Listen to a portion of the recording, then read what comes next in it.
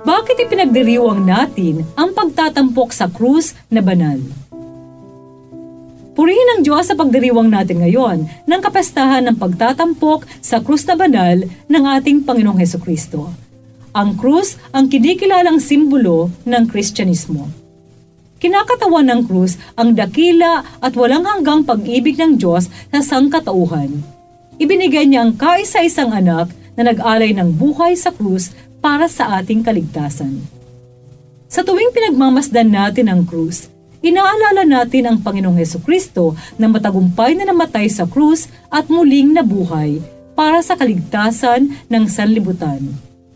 Kaya kung pinanghihinaan ka na ng loob dahil sa mga problemang kinakaharap mo ngayon, nawawala na ng pag-asa at pagpapatiwakal na ang naiisip na solusyon, alalahanin mong tinubos ka ng mahal na dugo ng Panginoong Hesukristo.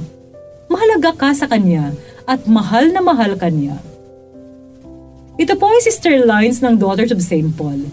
Halina't sambahin natin ang Kristong Hari na itinampok sa krus para sa ating kaligtasan, sa pamamagitan ng ating pagninilay sa mabuting balita ngayon.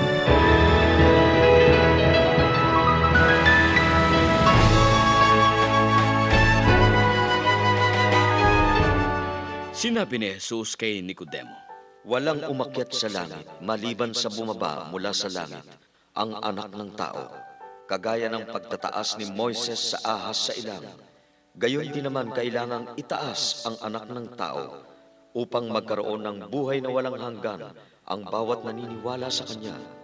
Ganito nga kamahal ng Diyos ang mundo, kaya ibinigay niya ang Kanyang bugtong na anak upang hindi na mawala ang naniwala sa Kanya. Magkaroon nga siya ng buhay na walang hanggan. Hindi nga sinugo ng Diyos sa mundo ang anak upang hukuman ang mundo, kundi upang maligtas ang mundo sa pamamagitan niya."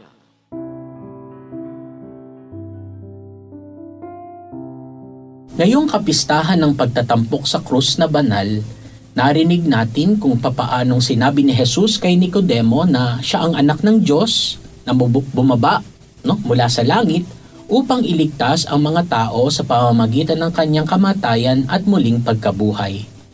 Sinabi rin niya na tulad ng pagtaas ni Moises sa ahas sa ilang na naging daan upang ang mga nakagat ng ahas ay gumaling, kailangan din niyang maitaas sa krus upang ang sinumang sumampalataya sa kanya ay hindi mapahamak kundi magkaroon ng buhay na walang hanggan.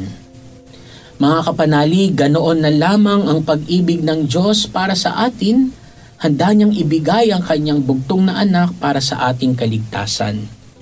Hindi niya gustong maparusahan tayo sa ating mga kasalanan, kundi ibigay sa atin ang kanyang biyaya at awa. Isa itong biyaya na hindi tayo karapat-dapat pero ibinigay niya sa atin ng walang bayad. Kailangan nating manampalataya kay Jesus upang makapasok sa kaharian ng Diyos. Kailangan nating tanggapin si Jesus bilang ating Panginoon at tagapagligtas at sumunod sa kanyang mga utos. Ang pananampalataya ay hindi lamang isang pagpapahayag ng bibig, kundi isang pagpapakita ng buhay. Mga kapanalig, ang ating mabuting balita ay isang paanyaya sa atin na magtiwala kay Jesus at magpasalamat sa kanyang dakilang pag-ibig. Isa din itong hamon sa atin na mabuhay ng alinsunod sa kanyang kalooban at magpatotoo sa iba tungkol sa kanyang biyaya. Naway maging matapat tayo sa ating pananampalataya kay Jesus, ang anak ng Diyos na bumaba mula sa langit para sa ating kaligtasan. Amen. Mga kapanalig, support Pauline's online ministry. Subscribe, like, and follow us on Facebook, YouTube, Instagram, Twitter, TikTok, Spotify, Google, and Apple Podcast. Maraming salamat po. At sa lahat na nagme-message sa amin na humihingi ng panalangin para sa iba't ibang intensyon. Asahan po ninyong ipinagdarasal namin sa Diyos ang inyong mga kahilingan. Ito po muli si Sister Lines ng Daughters of St. Paul na nagpapaalalang buhay na walang hanggan, kapiling ng Diyos, laging hangarin. Upang paglalakbay natin sa mundo'y maging makabuluhan at mabunga tungo sa buhay na inaasam natin.